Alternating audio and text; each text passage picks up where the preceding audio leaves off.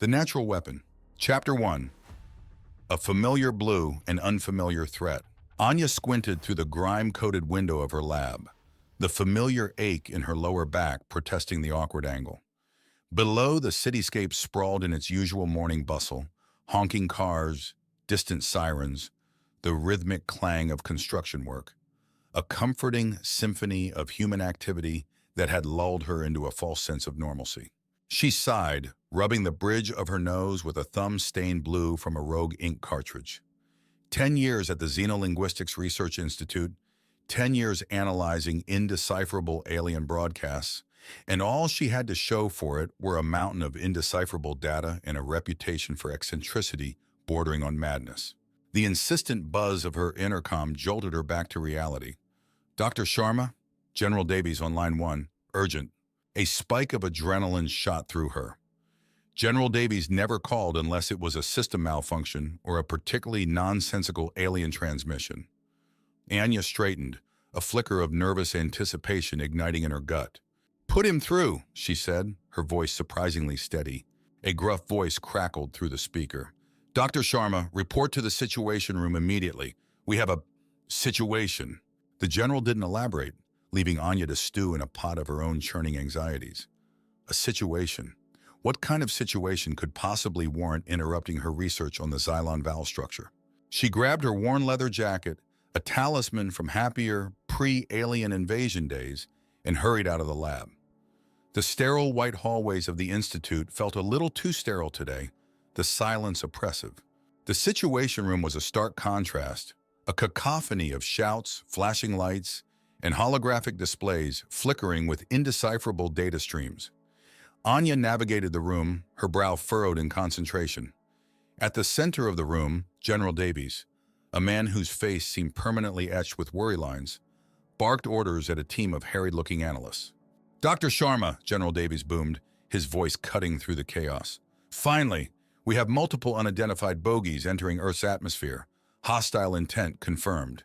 Anya felt a cold dread pool in her stomach. Unidentified bogies, hostile intent. This wasn't a malfunction.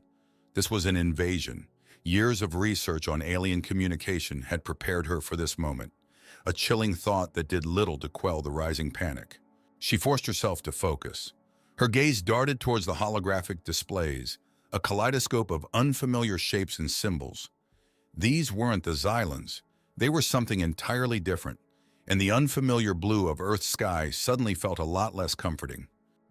Chapter 2. Whispers in the Static. The Situation Room thrummed with a frantic energy. Anya stood beside General Davies, her gaze glued to the holographic displays. The alien vessels, sleek and menacing, carved their way through the atmosphere, leaving trails of incandescent blue fire in their wake. Their design defied human comprehension. Organic curves blended seamlessly with metallic plating, hinting at a technology far surpassing anything humanity had ever encountered. Fear hung heavy in the air, a thick fog that threatened to suffocate. Yet amidst the panicked shouts and frantic scrambling, Anya felt a strange sense of detachment. Years of isolation, ostracized for her unconventional theories, had built an invisible wall around her. "Can't we establish communication?" she finally asked, her voice breaking the tense silence. General Davies, eyes narrowed at the holographic display, didn't turn. "Tried everything in the damn protocol. Radio waves, neutrino bursts, even some of your fancy alien linguistics mumbo-jumbo. Nothing." Anya swallowed the bitter taste of frustration. Her research, dismissed as eccentric ramblings, might have been the only key to understanding these invaders. Now it felt useless, a weapon rendered inert in the face of an unknown enemy. The room erupted in fresh chaos as alarms blared. One of the alien vessels detached from the main formation, accelerating towards a heavily populated city on the eastern coast. Panic surged through Anya, a primal fear for the innocent lives about to be obliterated. "What are they doing?" she gasped, her voice barely audible over the cacophony. "Target acquired," a young analyst with sweat beading on his forehead announced, his voice trembling. "Looks like they're preparing to fire their main weapon." Anya's breath hitched. This was it. The moment humanity's fragile peace shattered into a million pieces. Suddenly, a flicker on the holographic display caught her eye. An anomaly, a brief distortion in the alien vessel's energy signature, just before it initiated its weapon sequence. It was a fleeting glitch, barely noticeable amidst the data stream, but Anya's keen eye caught it. "Wait!" she shouted, her voice cutting through that noise. All eyes turned towards her, a mixture of confusion and annoyance etched on their faces. "There's something, a glitch in their energy signature right before they fired." General Davies narrowed his eyes at her. "What are you suggesting, Dr. Sharma? We negotiate with a glitch?" Anya ignored the sarcasm. "No, but maybe it's a weakness, a vulnerability in their system." The room fell silent, a beat of tense anticipation hanging in the air. Anya felt all eyes on her, the weight of their hope, their fear, a crushing burden on her shoulders. But for the first time in years, a spark of determination ignited within her. Maybe, just maybe, her ostracized research could offer a glimmer of hope in this darkest hour. Chapter 3, a breath of hope, but not a guarantee. The air crackled with a nervous energy as Anya huddled with a small team of analysts in a makeshift lab cobbled together from a deserted storage room. The frantic chaos of the Situation Room had been replaced by a focused intensity, a desperate race against time to decipher the anomaly Anya had spotted. Kai, a young analyst with bright, curious eyes, tapped away at a holographic keyboard, his brow furrowed in concentration. Anya watched him, a flicker of pride warming her chest. Kai, unlike the others, had shown an interest in her research on alien communication, a kindred spirit in a sea of skepticism. "There," Kai finally announced, his voice tinged with excitement. "I isolated the anomaly you mentioned. It's a brief energy spike right before the weapon activation sequence." He manipulated the holographic display, zooming in on the anomaly. It appeared as a jagged burst of static, a blip against the smooth flow of data. "What does it mean?" General Davies's voice boomed from the doorway, his presence a constant reminder of the weight of their task. Anya shook her head. "We don't know yet, sir, but it could be anything. A system overload, a pre-firing diagnostic, or maybe, just maybe, a weak point." The room held its breath. The fate of countless lives hung in the balance, resting on the interpretation of a single, enigmatic anomaly. Days blurred into nights. Anya and Kai delved deeper, their sleep sacrificed in the pursuit of a solution. They compared the anomaly to data from previous alien encounters, searching for any similarities, any clues that could unlock its secrets. Frustration gnawed at them, a constant companion in their tireless quest. One evening, as exhaustion threatened to overwhelm them, Kai let out a triumphant shout.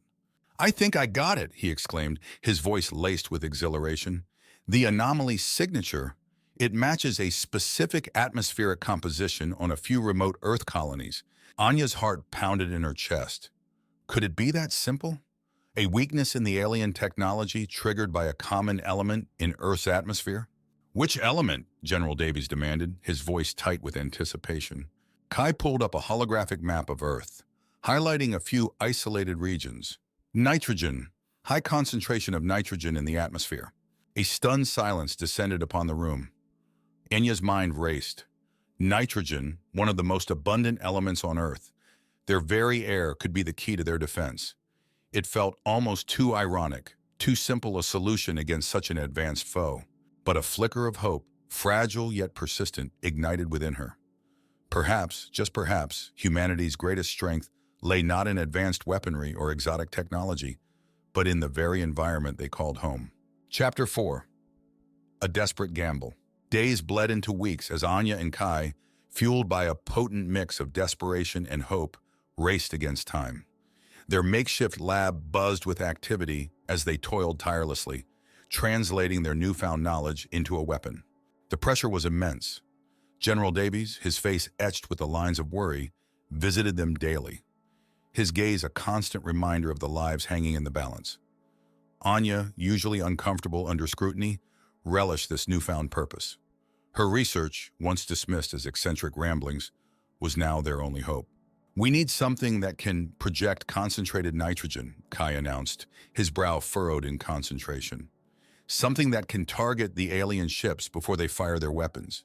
Anya scanned the room, her gaze falling on a dusty, deactivated prototype weapon system abandoned in a corner.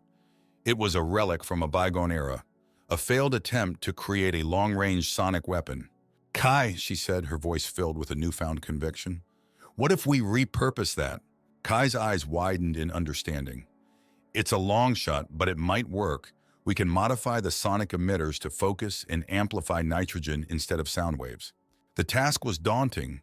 The prototype was outdated, its technology clunky and inefficient. But Anya and Kai, fueled by adrenaline and a desperate hope, worked tirelessly. They scavenged for parts, rewired circuits, their fingers bleeding and minds racing. Days turned into nights, fueled by stale rations and the flickering fluorescent lights of their makeshift lab.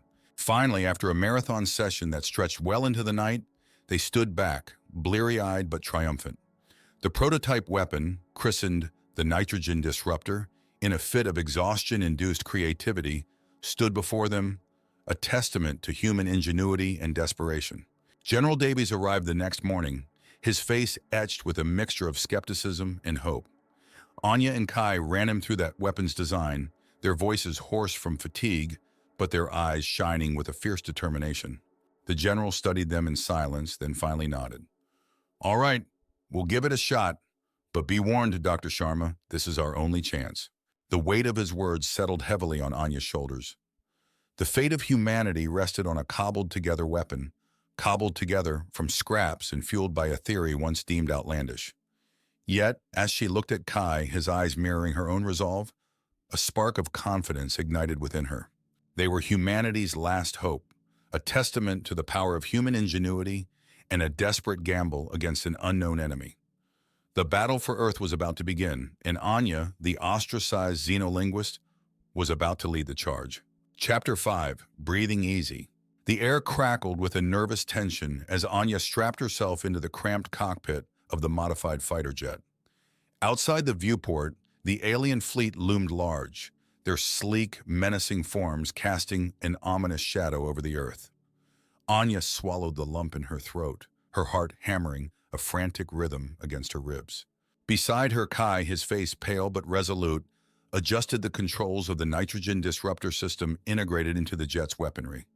They were humanity's last hope, a cobbled-together weapon and two unlikely heroes facing an armada of unknown power. A tense silence hung in the air as they waited for the order. Anya glanced at the holographic map displayed on her console, highlighting the designated zone, a vast swath of atmosphere rich in nitrogen. It was their only advantage, a gamble built on her unorthodox theory. The order crackled through the comms. All fighters, engage. Lure them into the nitrogen zone. Fire at will. Anya took a deep breath, the familiar scent of aviation fuel filling her nostrils. This wasn't the sterile environment of her lab, but the cockpit of a fighter jet, a place she hadn't been in years. Yet amidst the fear and uncertainty, a strange sense of calm settled over her. The engines roared to life, pressing Anya back into her seat as the fighter surged forward. Around her, a swarm of jets filled the sky, a desperate swarm of hornets confronting a monstrous hive. The alien fleet, perhaps underestimating their human adversaries, pursued them relentlessly. Anya felt a tremor run through the ship as a laser blast grazed past them. Fear, primal and cold, threatened to consume her. But then they reached the designated zone. The air shimmered, taking on a faint bluish hue as the nitrogen concentration increased. It was a subtle difference, almost imperceptible to the naked eye, but for Anya, it was a beacon of hope. Fire! General Davis's voice boomed through the comms. Anya squeezed the trigger, the nitrogen disruptor unleashing a concentrated blast of Earth's own air. It struck the lit alien vessel, a blinding flash erupting as the nitrogen disrupted the ship's energy core. The vessel shuddered, its sleek form buckling under the unexpected assault. A collective gasp rippled through the comms as the other pilots witnessed the effect. More jets followed suit, unleashing a barrage of nitrogen blasts at the alien fleet. Chaos erupted as the alien ships, their technology vulnerable to Earth's atmosphere, sputtered and malfunctioned. Anya weaved through the debris field, an exhilarating rush of adrenaline coursing through her veins. The tables had turned.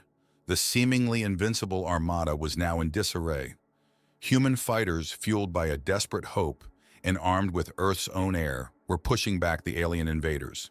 The battle raged on, the sky a canvas of explosions and laser fire. But slowly, steadily the tide turned. Crippled alien ships plummeted towards Earth, fiery streaks against the blue sky. Finally, with a demoralized roar, the remaining alien vessels turned tail and retreated, leaving behind a trail of destruction and a stunned, battered humanity. Anya landed her fighter jet, her body trembling from the ordeal, but a victorious smile playing on her lips. As she emerged from the cockpit, she was met by a cheering crowd of soldiers and scientists, Kai beaming with pride beside her. The Earth had survived, not because of superior technology or brute force, but because of human ingenuity and a willingness to embrace unconventional ideas. Anya, the ostracized xenolinguist, had become an unlikely hero, a testament to the power of curiosity and the hidden potential within the most familiar elements of their world. But as the cheers subsided and the smoke cleared, a somber realization settled in. The victory was a reprieve, not a solution. The vastness of space held countless unknowns, and humanity, forever marked by this encounter, knew they were no longer alone. The fight for survival had just begun, and Anya, the unlikely hero of Earth, knew she wouldn't be resting easy anytime soon.